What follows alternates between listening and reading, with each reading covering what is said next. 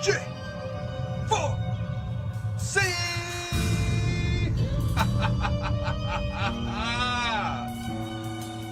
The afternoon is here, y'all. It's that time. Let's get it started. Crack open that Raz energy drink. REPPenergy.com. Discount code J4C. But as always, we gotta ask you some simple questions. It's like this. Are you ready for it? Are you ready for it? And what is up, guys? This is Michael Buckhouse with just 4 clicks. Hope everybody's having a great day so far. Great afternoon into the evening. I am flying solo dolo here tonight as Mike LeBlanc has some family issues to take care of. And my man, don't worry about the show. I got this thing under wraps, guys. But we have to start with the intro, as always. And what is on? And now, Mike's Thoughts. And guys, we are going to start the show off with Mike's thoughts. It's not like Mike LeBlanc's thoughts tonight. It's Michael Buckheiser's thoughts tonight. And I got his... what is on my mind right now is the governor is not happy with Ben Roethlisberger because he went and got a haircut during the pandemic. Well, Governor, you are the one that opened up the state to allow him to go get a haircut. He was hell-bent of saying, hey, I'm going to be a stay-at-home. I'm going to be stuck in quarantine. I'm not going to get a haircut. I'm not going to shave my beard until I am able to throw with my teammates and whatnot. Well, he was able to throw with his teammates because you opened up the state, you opened up the your area and allow him to go get a haircut. So for you saying that you're not happy, that what is the big deal? At the end of the day, what is the big deal? He got a freaking haircut. He could have shaved. He could have shaved his own head, for all I know. Because looking at the pictures, he had a shaved head. I have my head shaved, and I do it at my house, and my wife helps me out. So, Governor of Pennsylvania, get off your little high horse. Who cares that freaking Ben Roethlisberger got a haircut? COVID-19 it's fake news at the end of the day. That's what it is. It's fake news. So that is what's on Mike's mind right now. As I said, Mike LeBlanc is not here tonight, flying solo dolo. So, guys, it is what it is. So, first of all, let's welcome everybody into the show. Mike Reeves, yes, sir, here we go. We are going to break down the San Francisco 49ers tonight, guys. If you guys not here last night's show, I got a special guest, Jameson Jackson, on the way over here just in a little bit. But first, we got to get into some sriracha. If you guys don't know what sriracha is, it is the hot takes of what is on my mind, mine and Mike's mind usually, but Mike is not here, obviously. So what is on my mind right now? Obviously, the Ben Roethlisberger was a big deal here, but I want to jump into these robberies at the cornerbacks. Who is it? DeAndre Barker and Quentin Dunbar were alleged to do in Florida this last week. Mike talked a little bit about it last night and how Dunbar had, I believe, Baker is going to plead not guilty, and Dunbar is taking all the rap for it at the end of the day. But I want to ask you guys this: what in the hell are these people doing robbing these folks anyways? So you're going to pull up in a Lamborghini and then rob somebody for like $1,000? Like, what in the world? That is definitely got to be some sriracha on on that. That is a very, very hot take, very, very dumb take at the end of the day. Next up on the sriracha list, the Rooney Rule. It was my sriracha last night. It was rumored that the NFL owners were going to vote on it virtually today, but they have since put that up on the shelf saying, you know what, we're not going to vote on it.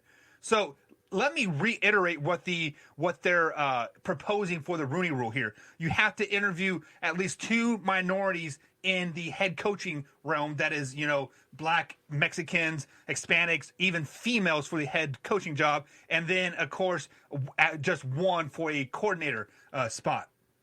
On top of that, if you hired a minority as a coach, you would get incentives in the draft, therefore, going up in the draft. Instead of getting that 20th pick, you're going to get like a 17th pick or something to that effect. That was really not laid out in stone too much of how the incentives were going to work, But that is just plain out stupid, in my opinion. So I'm not for sure where the outcome of this is going to fall into place, but I don't think the NFL wants this to pass, because then that means they admit that they have a problem with hiring African Americans or Hispanics or Cubans or females as head coaching jobs. And like I said last night, it is what it is, because I'm going to hire the person that I want to hire. At the end of the day, if I don't want to hire you, I'm not going to even interview, because I know who I want as my candidate. So that is going to be it for Sriracha for tonight. So like I said, we're breaking down the San Francisco 49ers. I'm going to bring a guest on here, Jameson, here in just a second. But if you guys are new here to the Facebook page or YouTube Live, be sure to check us out here. Like the page, like, comment, subscribe, all the good stuff. But first things first, man, Jameson, welcome to the show, man. How you doing tonight? I'm doing pretty good. How are you?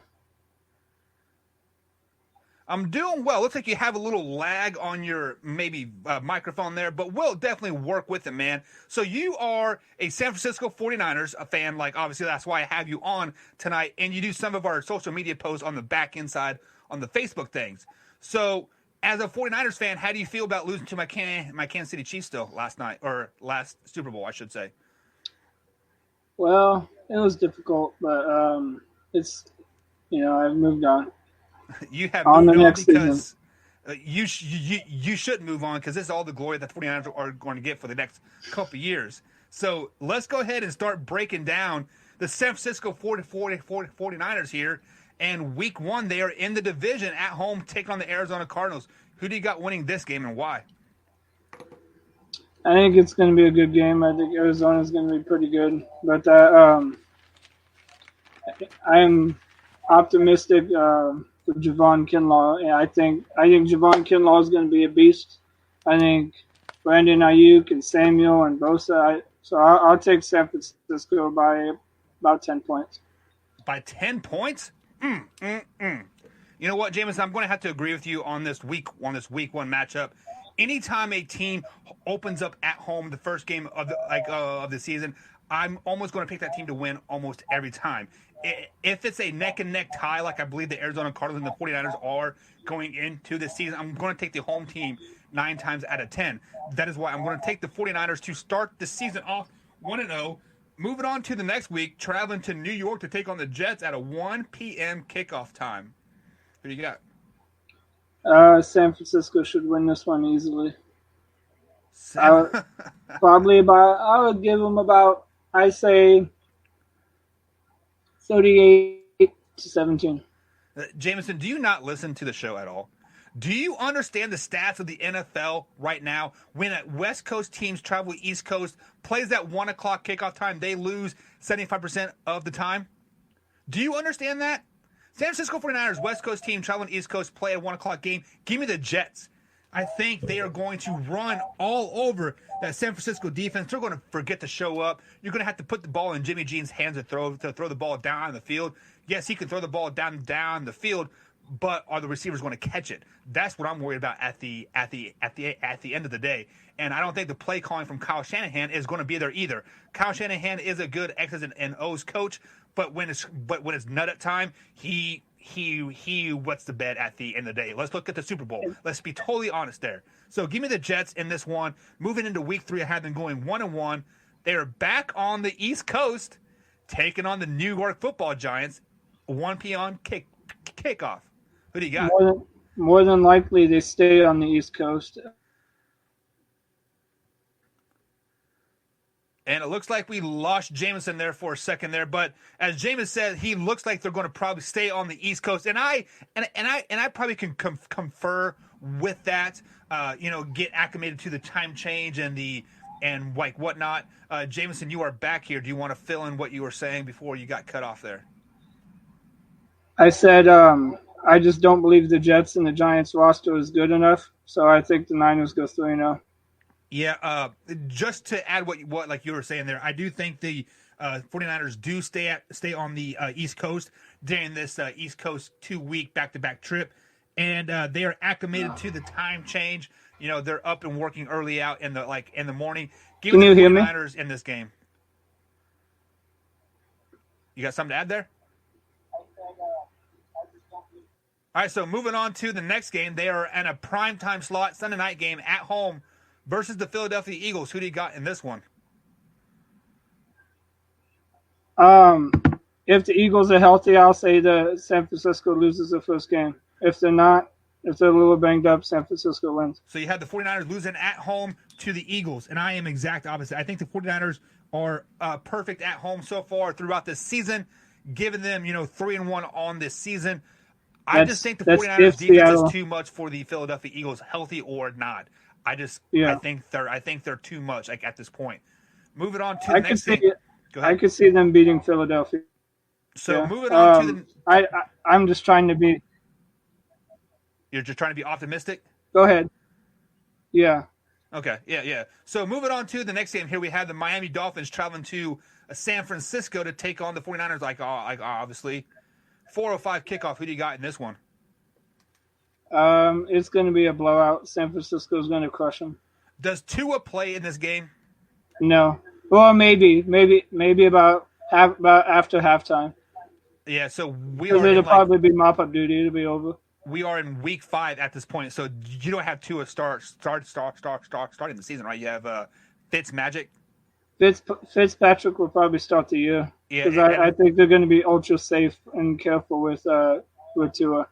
I wouldn't say ultra safe. I think Ryan Fitzpatrick puts him in a better position to win now than Tua does, and we don't know if Tua is fully healthy from that hip and ankle and makes sense, like lower back or whatever he had, like he had as well.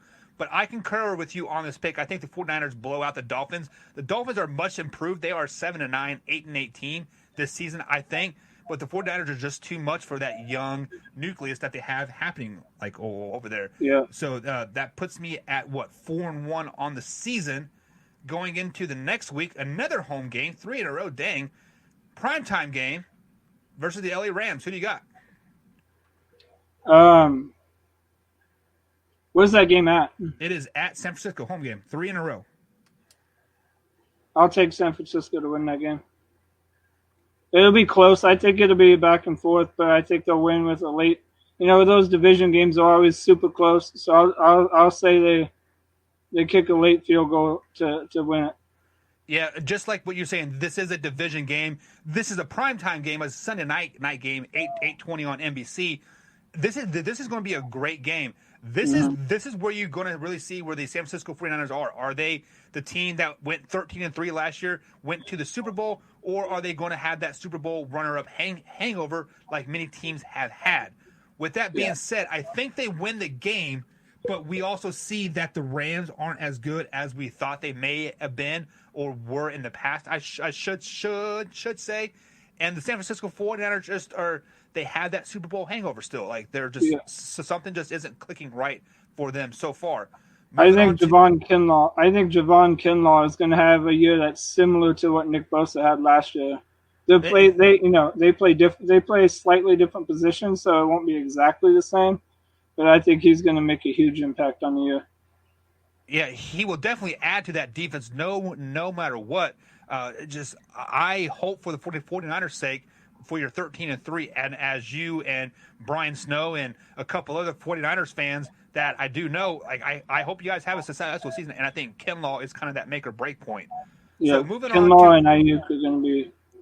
Yeah, right. So moving on to the next game here, we do have the traveling to the East Coast here again, taking on the Patriots, but this is a 4:25 kickoff, so that time zone factor isn't too much of a thing here. Who do you got? I really don't. I don't have any faith in New England at all. I think a lot of people putting a lot of faith in Belichick. I just don't see it with that offense that they got. I think it's a blowout. I think it's. You think the 49ers blow out the Patriots? Yeah, I think it'll probably be on the ground game. I think San Francisco. I don't think it'll be a whole lot of passing because of that Patriots defense. The Patriots pass defense is pretty good, but I think San Francisco will run the ball on them. Yeah, I think the San Francisco 49ers are going to run the ball on the Patriots defense. But I read a great article by my man Dylan Moran on the RTF Sports Network blog page, If you guys have not checked that out, go over to rtfsportsnetwork.com, click on the blogs and read this blog. And Stidham had a great college career, like we said last night, and for the last couple of weeks, every time we've broken down a Patriots game here, Stidham might be the answer. He is a system quarterback, and Bill Belichick has a great system working there. And I know that, James, and you posted a stat earlier that Bill Belichick has a losing record without Tom Brady. He also had 15 years to grow as a coach with Tom Brady. So those stats are kind of skewed because that was over 15 years ago when he was with the Cleveland Browns and early with the Patriots. So, I mean, very, very skewed stats because look at yourself 15 years ago. Are you the same person that like you are now? Hell no. You have a nice little beard growing. You got some kids. You got a wife. I mean, 15 years ago, I was still nutting in my palm, right? I mean, shoot. Like, let's be honest. So a lot's changed in the last 15 years. That's for damn sure. And so has Bill Belichick. He has arguably become the greatest coach of all time. I'm going to give him that. He has a great system. Stidham is going to be a great system quarterback. I'm going to give the Patriots this win simply because they're at home in kind of that prime time slot, like that pre-prime time slot, that 4:25 time. You can kind of mark that up as a primetime slot. It'll definitely be an interesting game with Jimmy playing his old team and everything. We'll see how he plays. I think if Jimmy plays, if Jimmy can throw, if they can pass the ball, then it's If that defense, the pass defense, don't stop the pass game, it's a wrap. So yeah, and I am totally forgot that Jimmy G used to play for the Patriots. I'm glad you brought that up. As a 49er fan, and I kind of adherently, does Jimmy G kind of have a chip on his shoulder, wanting to stick to Bill Belichick, like, hey, why didn't you keep me, type thing? Well, Belichick. Well, from what I know, Belichick wanted to keep him. Chuck actually wanted to trade Brady to San Francisco. Which that would have been a crazy ass pick, wouldn't it? The owner would not have let him. The owner wouldn't let him. So, but I do think Jimmy will be out to prove something in that game.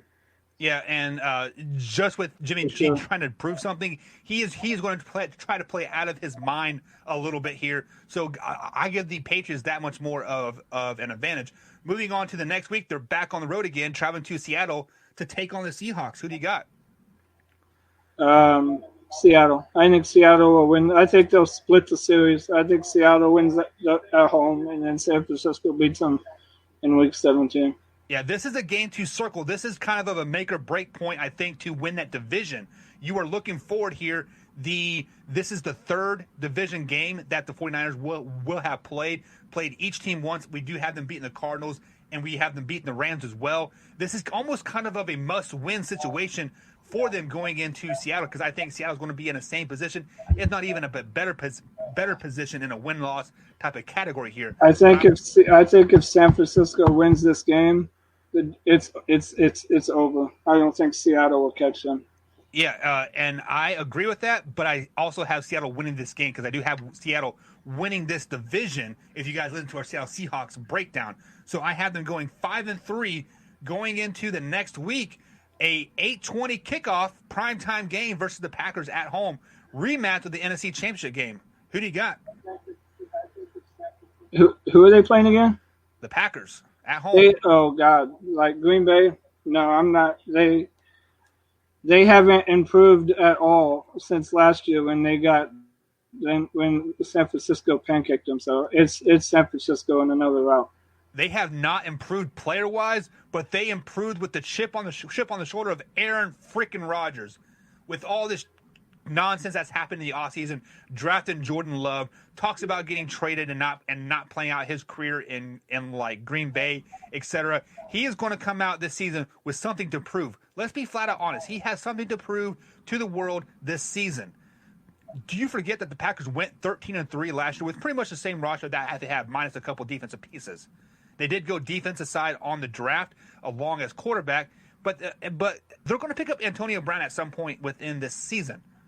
I'm giving the Packers this game. I think they're going to go into Candlestick Park, and they're going to lay it on the 49ers, making them a 5-4 team going into the next week when they travel to the Big Easy to take on the Saints. Who do you got in that game? I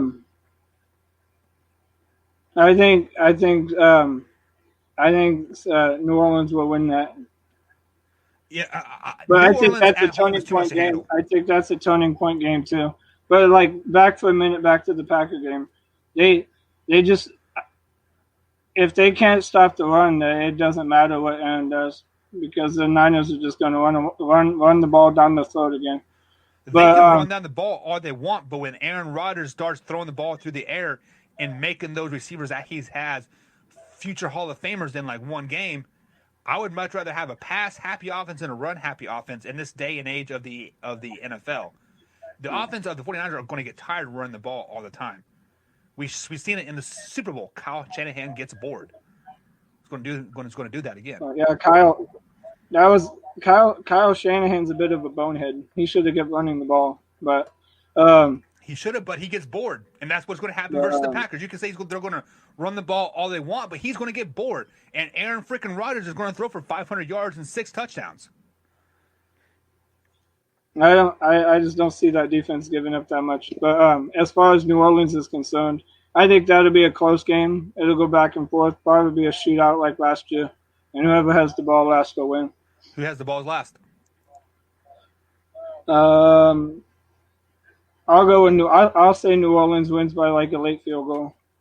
And I do like your pick. I do think New Orleans is tough at home. Drew Brees, Michael Thomas, Alvin Kamara on turf. And they're going to get Taysom Hill mixed into the mix there like as well. When you put a quarterback like Hill in the game, it is going to mess with the 49ers defense a little bit here. Yes, they have speed on the outside, but they don't. For watching a few games with like Kinlaw in college, he does not have the discipline to defend a mobile quarterback like Taysom Hill. He can run, draw, and pass the ball. So the defense has to be fundamentally sound when Taysom Hill is in there, and that's going to be the X factor of that game. I don't think Taysom will do any passing. Maybe 1 or 2 trick plays, but if he, when he'll be in there to, run the ball and catch it and gadget stuff like that. And that is exactly why he is going to throw the ball, is because everybody just expect him to run straight forward, like the whole Tim Tebow effect when he was with the He's Patriots. Basically Tim Tebow. He's a new age Tim Tebow. I don't get the hype with him. I mean, he's a great athlete, but I haven't really seen anything quarterback-wise. Yeah, you haven't seen anything quarterback-wise, but he does play receiver. He plays long Yeah. snap. He is a jack of all trades. Yeah. So I have them on a 5-5 record right now, going back on the road to LA to take on the Rams. Who do you got in this one? They'll beat the Rams in another close game. They'll sweep the Rams. You think they will sweep the Rams? I think they will beat the Rams as well. Like I said earlier when we broke down the first Rams games, the Rams are kind of in a rebuild mode without being in a rebuild mode. Everybody knows they're in a rebuild mode, but the Rams. Yes, they still have the $120 million quarterback in Jared Goff. They have a pretty decent old defense with Marcus Peters and whoever else is there. Names are slipping my mind right now. But the 49ers definitely beat the Rams. This is a division game. The 49ers know the Rams inside and out. And just the Rams are slipping so much that they don't know what to do right now. Moving on to the next game, a Monday night game at home, taking on the Buffalo Bills. Who do you got? I think that'll be a low-scoring physical game, and it'll probably I'll take San Francisco to win like 24-21, something like that. Yeah, this is a tough game to pick because I know the Buffalo Bills are going to be good. They were 10-6 last year. I think they're going to repeat that 10-6, 11-5 type of thing. As much as I hate to say that because my man Durf from on and off the field has them going 11-5 and winning that division.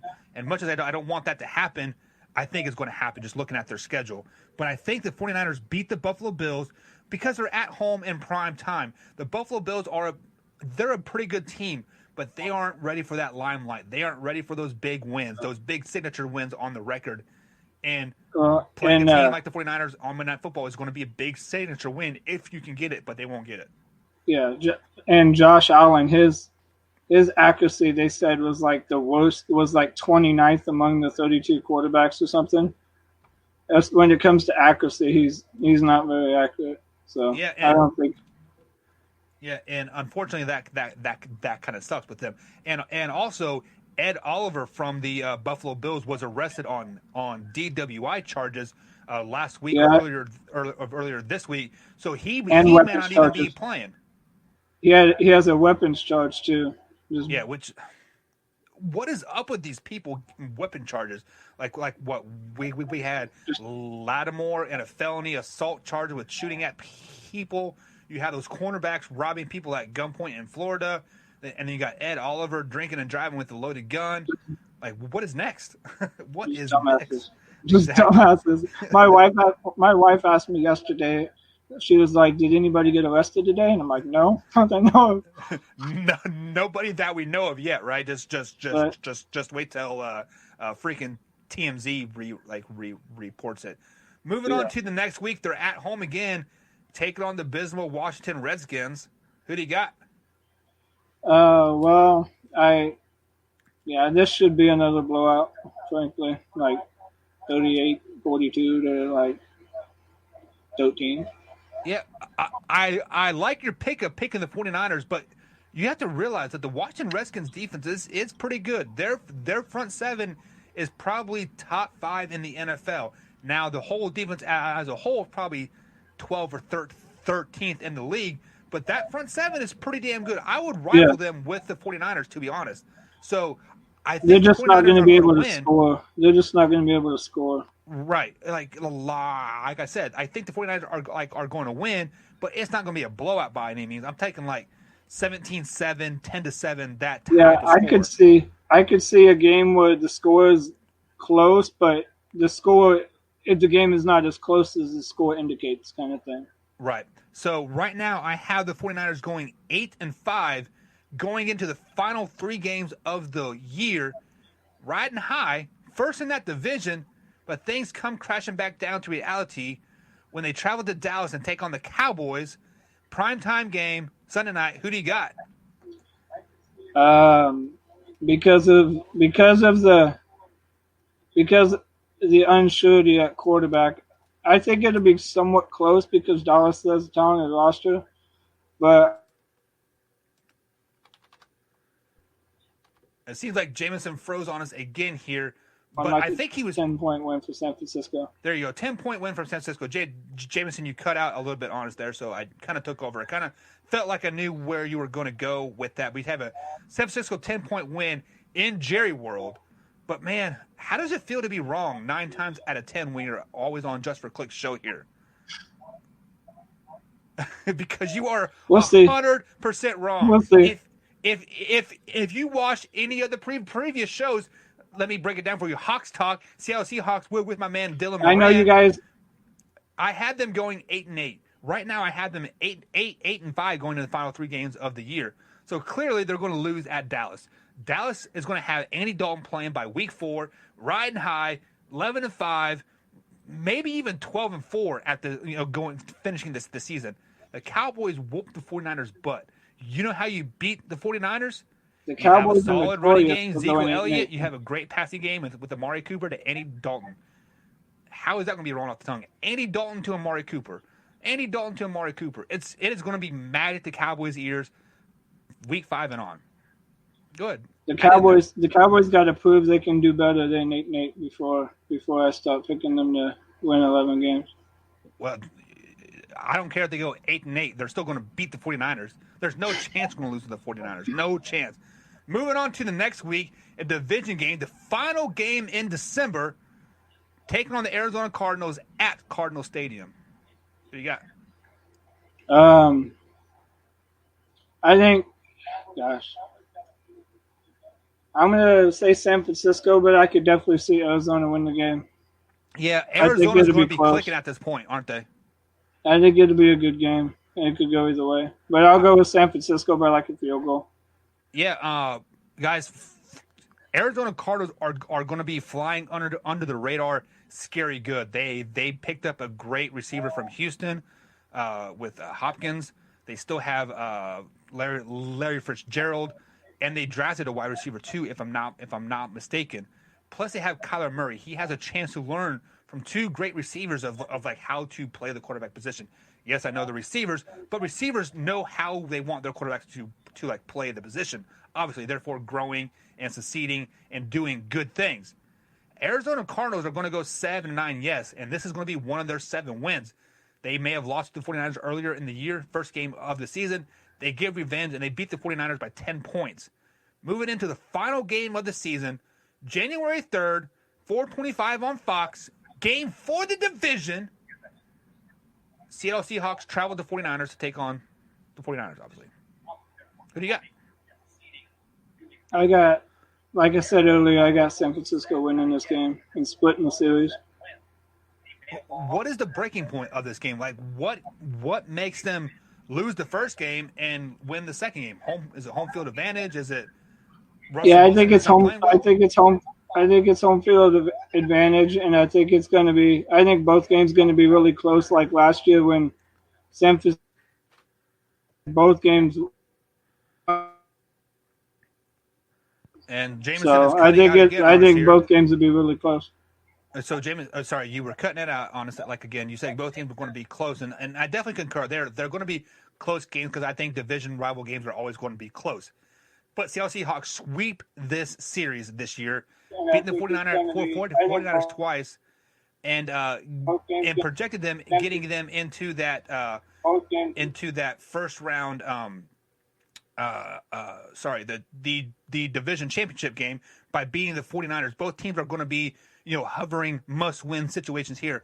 Kind of going to remind me of the Dallas Cowboys versus the Eagles game last year.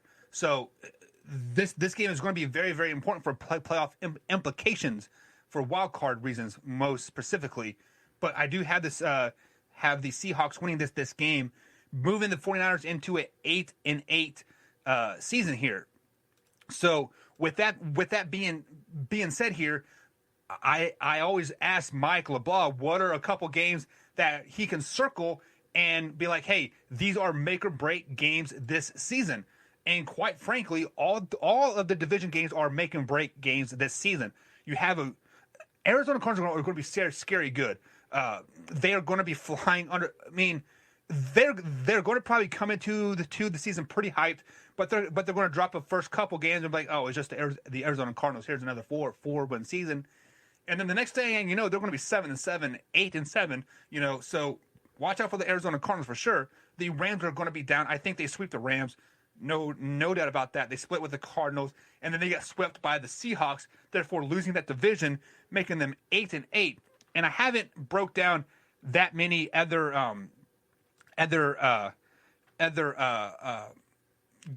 teams yet, but at the same time, I don't think the 49ers make it to the Super Bowl or make to the playoffs with the 8-8 record. Unfortunately, I think the NFC is just that type of division where 8-8 is not going to get you into the playoffs this year. Like, you're going to have 9 or 7 and better. So, guys, let's go ahead and move on to the next segment of the show. That'll bring us to the 2-minute warning. And this is the 2-minute warning. What is on Michael Buckhiser's mind to end out the show, guys?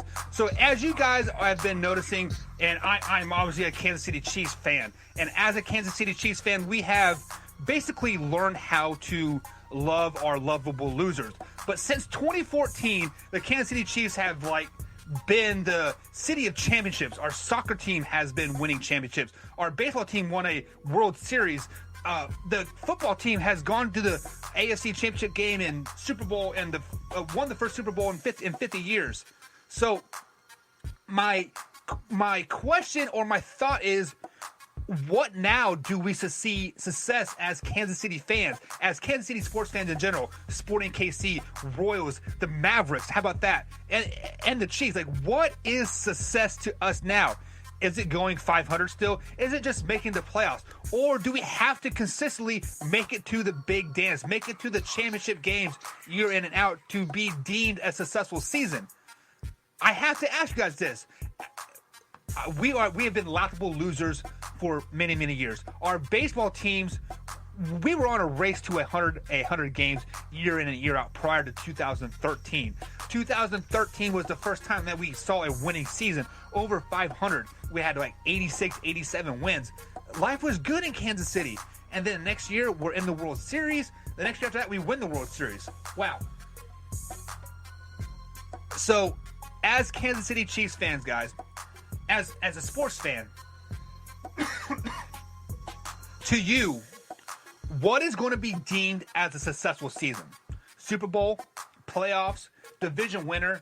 How about just not a losing record?